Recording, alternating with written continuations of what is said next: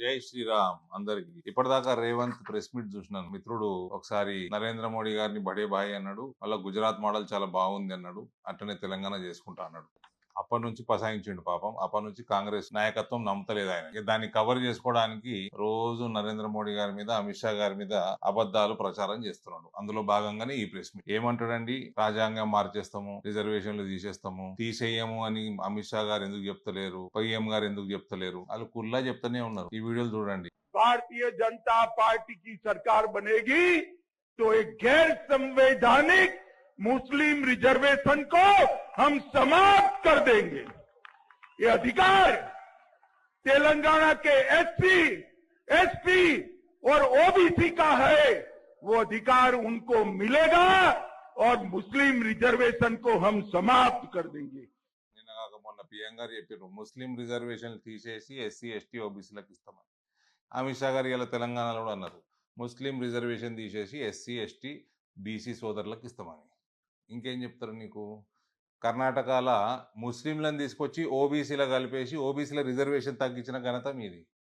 ఇంతకుముందు రాజశేఖర రెడ్డి గారు ఉన్నప్పుడు కూడా అదే పని చేస్తే సుప్రీంకోర్టు కొట్టేసింది.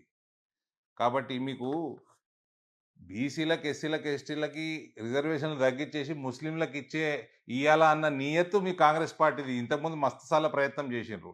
ఇవాళ అబద్ధాలు ప్రచారం చేయడానికి మళ్ళా ఇట్లా అబద్ధాలు చెప్పే వీళ్ళు అసెంబ్లీలో కొద్ది లైట్ మెజారిటీతో గవర్నమెంట్ ఫామ్ చేసారు. ఇప్పుడు పార్లమెంట్ ఎలక్షన్లో కూడా అబద్ధాలు ప్రచారం చేయడానికి ప్రయత్నం చేస్తున్నాడు. చాలా బాధ్యతారహితంగా ముఖ్యమంత్రి గారు మాట్లాడుతున్నారు. రాజ్యాంగం మార్చేస్తారు. అసలు ఏమంటాడు, మళ్ళీ ఆర్ఎస్ఎస్ అజెండా హిందూ రాష్ట్రంగా చేయాలి అని బీజేపీ చేస్తుందని. మీ పార్టీ ఈ దేశాన్ని 3 ముక్కలు చేసి 2 తుర్క రాజ్యాలను చేయలేదా? ఎవరు చేసిండ్రు? మీ పార్టీ వచ్చేసింది. హిందువులకు ఒక దేశం అని ఉందా ఈ ప్రపంచంలో? తుర్కోళ్ళకి 50, 60, 70 దేశాలు ఉంటాయి. క్రిస్టియన్లకు మస్తున్నాయి. మరి హిందువులకు దేశమే లేదు కదా. తమరు పార్టీ చేయబట్టి హిందువులకు దేశం లేకుండా అయిపోయింది ఈ ప్రపంచంలో. హిందువులకు పౌరసత్వం ఇద్దామన్నా కూడా మీ పార్టీ వాళ్ళు వ్యతిరేకమే. కానీ రోహింగ్యాలకి, బంగ్లాదేశ్ వాళ్ళకి ఇద్దామంటే ఎగురుకుంటూ ఇస్తామంటారు. ఇలా ప్రియాంబుల్, రాజ్యాంగం యొక్క ప్రియాంబుల్ని ఒకసారి మార్చిండ్రు. ఆ ఘనత మీ కాంగ్రెస్ పార్టీది. 42వ అమెండ్మెంట్లా ప్రియాంబుల్ మార్చేసి సెక్యులర్ పదం, సోషలిస్ట్ పదం చేర్చింది మీ ఇందిరాగాంధీ గారు. రాజ్యాంగం ఎవరు మార్చారు? మా ప్రధానమంత్రి గారే బీసీ. ఆయన ఎస్సీ, ఎస్టీ, బీసీల రిజర్వేషన్ పెంచుతామంటున్నాడు. ఆయన ఎకనామికల్ వీకర్ సెక్షన్స్కి, అగ్రవర్ణాలలో ఉన్న పేదల కోసం 10% రిజర్వేషన్ తెచ్చిన ఘనత నరేంద్ర మోడీది. మేము రిజర్వేషన్లు పెంచుతున్నాము, ఎక్కడ తీసేస్తున్నాము? అన్నీ రేవంత్ 6 గ్యారెంటీలని మభ్యపెట్టనీకే, ఎవరు అడగకుండా తప్పుదోవ పట్టనీకే ఇవన్నీ చెప్పకు. 6 గ్యారెంటీల సంగతి మాట్లాడు, నువ్వు మాట్లాడేది ఉంటే. నువ్వే అంటే December 9 500 రూపాయల బోనస్ అని అటేబాయ్, 100 రోజులలో అన్ని ఇంప్లిమెంట్ చేస్తామంటివి అటేబాయ్. ఇప్పుడు 15 ఆగస్టు అంటావు, ఆ దేవుడి మీద ఒట్టు అంటావు, September 17 అంటావు, ఈ దేవుడి మీద ఒట్టు అంటావు. దేవుళ్ళ మీద ఒట్లేసుకుంటూ తిరుగుతా ఉన్నావు నువ్వు. ఇది అయిపోయినాక బీజేపీ బీఆర్ఎస్ని ఎందుకు అటాక్ చేస్తలేదు? ఒకటి కాంగ్రెస్ బీఆర్ఎస్ని అటాక్ చేసి వాళ్ళని గద్దె దింపినాం. వాళ్ళని గద్దె దింపినాము. ఇదేదో ఫ్లూక్గా మీరు వచ్చేసింది ఇక్కడికి నేరోగా. ఇక మా జీవన్ రెడ్డి గారు ఏం చెప్పుకుంటే తిరుగుతున్నారండి? జీవన్ రెడ్డి గారు మీది 11 సార్లు ఎమ్మెల్యే నిలబడ్డారు, ఇది 3వసారి ఎంపీ నిలబడుతున్నారు. ఇప్పుడు ఆల్రెడీ మీరు ఎమ్మెల్సీ ఉన్నారు, ఇంకో 1.5 సంవత్సరాలు 2 సంవత్సరాలు మీకు ఎమ్మెల్సీ ఉన్నది. మీరు ఏం చెప్పుకుంటే తిరుగుతున్నారండి? గల్ఫ్ బోర్డు పెడతాం అంటున్నారు. రాష్ట్ర ప్రభుత్వం చేత గల్ఫ్ బోర్డు పెట్టిస్తామంటున్నారు. నిజాం షుగర్ ఫ్యాక్టరీ తెరిపిస్తామంటున్నారు. ఈ 2 రాష్ట్ర ప్రభుత్వం చేసే పనులు కదా. మరి మీకు పార్లమెంట్ నిలబడాల్సిన అవసరం ఏంది? పార్లమెంట్ ఓట్లు అడగాల్సిన అవసరం ఏంది? మీరు ఇవన్నీ చెప్తేనే కదా రాష్ట్రంలో మీకు ఓట్లు వేసారు. మళ్ళీ పార్లమెంట్ ఓట్లు ఎందుకు అడగాలి? 2 రాష్ట్ర ప్రభుత్వం పనులు ఇవి, కేంద్ర ప్రభుత్వంతో పనులు కావు. మీరు అసెంబ్లీ ఎలక్షన్ అయినప్పటి నుంచి పార్లమెంట్ కి నిలబడతామని తయారైతా ఉన్నారు. జనవరిలోనే మీకు ఖరారు అయిపోయింది మీరే క్యాండిడేట్ అని. అప్పటి నుంచే మీ పేరే వినబడుతుంది. మరి ఎందుకు పెట్టియలేదు అప్పుడు గల్ఫ్ బోర్డు? షుగర్ ఫ్యాక్టరీ ఎందుకు తెరవలేదు? షుగర్ ఫ్యాక్టరీ కోసము మీ కమిటీ వేసిన కమిటీ, మీరేసుకున్న కమిటీయే. మీరు కూడా ఉన్నారా? శ్రీధర్ బాబు వాళ్ళందరూ వచ్చినప్పుడు మెట్పల్లిలా రైతులందరూ కింద కూర్చోబెట్టారు, మీరు పైన కూర్చోబెట్టి కింద ఏమన్నారండి, 2025 డిసెంబర్ నాటికి తెరుస్తామన్నారు. మళ్ళీ ఇప్పుడు ముఖ్యమంత్రి తోటి నేను నెల రోజులలో తెరిపిస్తా, వాల్యుయేషన్ ఏపీఎన్రి మొత్తం ఫ్యాక్టరీది నెల రోజులలో తెరిపిస్తా అని చెప్పినాక ముఖ్యమంత్రిని బతుకులాడుకొని వచ్చి ముఖ్యమంత్రికి వచ్చి బాసర అమ్మవారి మీద ఒట్టు సెప్టెంబర్ 17 వరకు పిలుస్తారు. మరి మీ కమిటీ 2025 డిసెంబర్ అంటది, మీరు ఇప్పుడు ఎలక్షన్ల కోసం సెప్టెంబర్ 17 అంటారు. ఎందుకంటే అబద్ధాలు ఆడుతున్నారు జీవన్ రెడ్డి గారు. మీరు 15 ఎలక్షన్లు, మీరు జీవితంలో ఇది 15th ఎలక్షన్, ఇది అబద్ధాలు చెప్పుకుంటే నడిపిస్తారా? ఇంకా ఒక దిక్కేమో హిందువులకి పౌరసత్వం వద్దంటారు, బంగ్లాదేశ్ రోహింగాలకి పౌరసత్వం ఈమని తిరుగుతున్నారు. మీరు సిఐఏకి వ్యతిరేకం, ఎన్ఆర్సీకి వ్యతిరేకం, యూనిఫామ్ సివిల్ కోడ్కి వ్యతిరేకం, మీరు పాపులేషన్ కంట్రోల్కి వ్యతిరేకం, ఆర్టికల్ 370 తీసేసుడికి వ్యతిరేకం, ట్రిపుల్ తలాక్కి వ్యతిరేకం. ఈ దేశాన్ని 3 ముక్కలు చేసేసి 2 ఇస్లాం రాజ్యాలు చేసేసినాక కూడా మీకు నిద్ర పడతలేదు. ఇక్కడ హిందువుల్ని బతకనియరు. మీరు ఎంతగానో దిగజారిపోతారు మీరు ఓట్ల కోసం. అసలు మీరు చెప్తున్న 2 పనులు, Nizam sugar factory plus Gulf board రాష్ట్ర ప్రభుత్వంతో పెట్టిస్తాను వాళ్ళు. మీకు పార్లమెంట్ ఎలక్షన్ నిలబడడం ఎందుకు, మీరు ఓట్లాడడం ఎందుకు?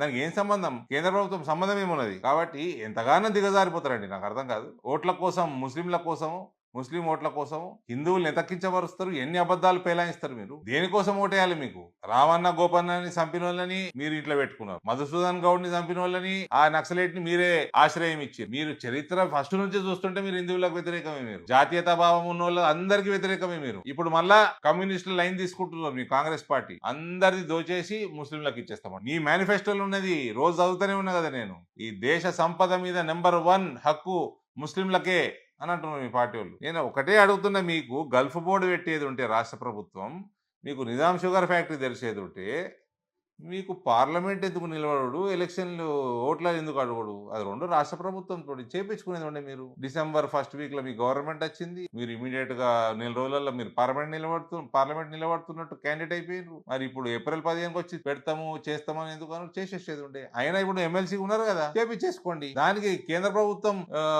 కోసం జరిగే ఎన్నికలకి ఏం సంబంధం? నియత లేదు మీకు, మీ పార్టీకి లేదు, మీకు లేదు. 45 సంవత్సరాల నుంచి లేని నియత ఇప్పుడు ఎడికెళ్ళి వస్తుంది? జీవన్ రెడ్డి గారు చెప్పండి. హిందువుల్ని బతకని జర అబద్ధాలు మానుకోండి. బాజాప్తా ముస్లింల రిజర్వేషన్లు తీసేసి ఎస్సీ ఎస్టీ ఓబీసీలకు ఇస్తాం. మేము బాజాప్తా ఇస్తాం. రిజర్వేషన్లను పెంచే పార్టీ మాది. ట్రైబల్ వెల్ఫేర్ మంత్రిత్వ శాఖని పెట్టిన పార్టీ మాది. మీరు చెప్తే ఎవడు నమ్మేది లేదు, పెట్టేది లేదు.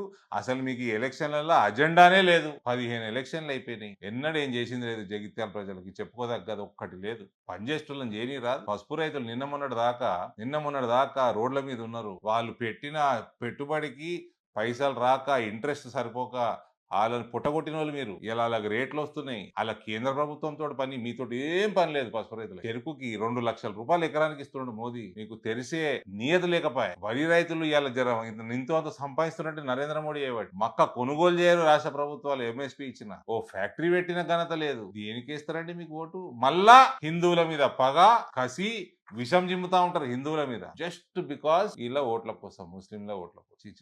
ఏం చరిత్ర అండి దిక్కుమాల. ఒక్క పని చెప్పూరి జగిత్యాలు మీరు చేసింది ఒక పెద్ద పని. చిన్న పనులు లేవంటారు ఆడ జగిత్యాల వాళ్ళు. పెద్ద పని పక్కకు పెట్టారు. వాళ్ళు పసుపు రైతులు నిన్నమ్మన్నటి దాకా రోడ్ల మీద ఉన్నారండి పాపం. పెట్టుబడి లేకుండా వాళ్ళు అన్ని అప్పుల పాలైనరు. ఇవన్నీ చేసుకొని నాశనం అవుతుంటే ఎన్నడూ బయటికి రాలేదు. ఎమ్మెల్సీ, గ్రాడ్యుయేట్ ఎమ్మెల్సీ గెలిచిండ్రు మీరు. ఒక్క ఎంప్లాయ్మెంట్ లేకుండా గ్రాడ్యుయేట్లు కింద మీద పడుతుంటే ఒక్కరోజు వచ్చి ప్రశ్నించింది లేదు. ఇవాళ ఏ ముఖం పెట్టుకొని వచ్చి అడుగుతున్నారు ఓట్లు? కేంద్ర ప్రభుత్వం కోసం జరుగుతున్న ఎన్నికలకి మీకు రాష్ట్ర ప్రభుత్వం గల్ఫ్ బోర్డు పెట్టేది ఉంటే, నిజాం షుగర్ ఫ్యాక్టరీ తెరిచేది ఉంటే ఏం సంబంధం? మీకు ఏమైనా అజెండా ఉన్నదా? ఏం లేదు. మీ అజెండా అంతా ఒకటే, పదవులు కావాలి, పదవులు కావాలి, పదవులు కావాలి. ఒక్క యువకుడిని పెంచకపోతే జగిత్యాల కాంగ్రెస్ పార్టీ 15 ఎలక్షన్ నిలబడతారు రావడన్నా. నరేంద్ర మోడీ 2002, 2007, 12 3 సార్లు ఎమ్మెల్యే అయినా, 14 ఎంపీ, 19 ఎంపీ, ఇప్పుడు మళ్ళీ ఒకసారి 6వ ఎలక్షన్ అయినది అంతే. దేశ చరిత్రను మార్చేస్తున్నాడు ఆయన. కాంగ్రెస్ పార్టీ చేసిన చరిత్రహీనమైన పనులన్నిటి కూడా సరిదిద్దుతున్నాడు ఆయన. ఎందుకండి ఊకే నాశనం చేస్తారు హిందువుల్ని, దేశాన్ని. ఆల్రెడీ ఎమ్మెల్సీ ఉన్నారు మీరు. ఇంకా 2 సంవత్సరాలు ఏం ఎలుగబెడదామని, ఎంపీ వేద్దాం అనుకుంటారు మీరు? ఏమైనా ఉందా? అజెండా ఉందా? ఏం అజెండా లేదు. ఒక్క యువకుడిని పెంచిర్రా, ఒక నాయకురాల్ని పెంచిర్రా జగిత్యాల? మీరు ఎట్లా అభివృద్ధి చేయలేదు, పక్కకు పెట్టుర్రి. కనీసం మీ పార్టీలో ఎవరైనా పెంచిర్రా? ఎవరైనా 15 ఎలక్షన్ నిలబడతారా అండి? అది ఈ సమయంలో ఎప్పుడైతే దేశంకి యూనిఫామ్ సివిల్ కోడ్ రాకపోతే రానున్న కాలంలో హిందువులకి సుంతి చేసే రోజులు వస్తాయి. అటువంటి సమయంలో మీరు యూసీసీకి వ్యతిరేకము, సిఏఏకి వ్యతిరేకము, ఎన్ఆర్సీకి వ్యతిరేకము, 370కి వ్యతిరేకము, మొత్తం హిందువులకి వ్యతిరేకం తప్ప వేరేది లేదు. మీరు అన్ని దిక్కుమాల పుకార్లు. రిజర్వేషన్ నరేంద్ర మోడీ స్పష్టంగా చెప్పిండు, పర్మనెంట్ చేసేస్తాం రిజర్వేషన్ ఎస్సీ ఎస్టీ బీసీల. ఎందుకు అబద్ధాలాడుతారు? ఆయన పర్మనెంట్ చేసి పేద రెడ్డిలకు గాని, బ్రాహ్మణులకు గాని, ఆర్యవైశ్యులకు గాని, ఉత్తర భారతదేశంలో ఉన్న అగ్రవర్ణాలకు కానీ, అందులో ఉన్న పేదలకు కానీ 10% రిజర్వేషన్ ఇచ్చిన ఘనత నరేంద్ర మోడీ గారు. దానికి కూడా వ్యతిరేకమే మాట్లాడినరు మీరు. జస్ట్ ఎలక్షన్ గెలవాలి, ఓ చిన్న ఆల్రెడీ ఎమ్మెల్సీ ఉన్న ఇంకో ఎంపీ పదవి కావాలి, 15 ఎలక్షన్ నిలబడాలి, 16 నిలబడాలి. ఈ ఈ చిల్లర రాజకీయాలు చేయడానికి దేశాన్ని తాకట్టు పెట్టొద్దు. పెద్ద మనిషి, మీ వయసులో ఇవన్నీ కరెక్ట్ కావు. హిందువులకు వ్యతిరేకం చేయకండి. మీరు చేసిన నిర్వాకం, మీ పార్టీ చేసిన నిర్వాకం, దేశద్రోహితనం మస్తున్నది చరిత్రలో. ఇప్పుడన్నా ఒక ఆయన పని చేస్తున్నాడు నరేంద్ర మోడీ గారు, ఆయన పని చేయనియండి. ఈ రాష్ట్రాన్ని ఎట్లా భ్రష్టు పట్టిస్తున్నారు మీరు. మీరు చెప్పిన 6 గ్యారెంటీలు అది ఎప్పుడో బొందల తొక్కేసిరు మీరు. అది వచ్చేది లేదు, పెట్టేది లేదు. కనీసం దేశం బాగుపరచడం బాగుపరచనియండి.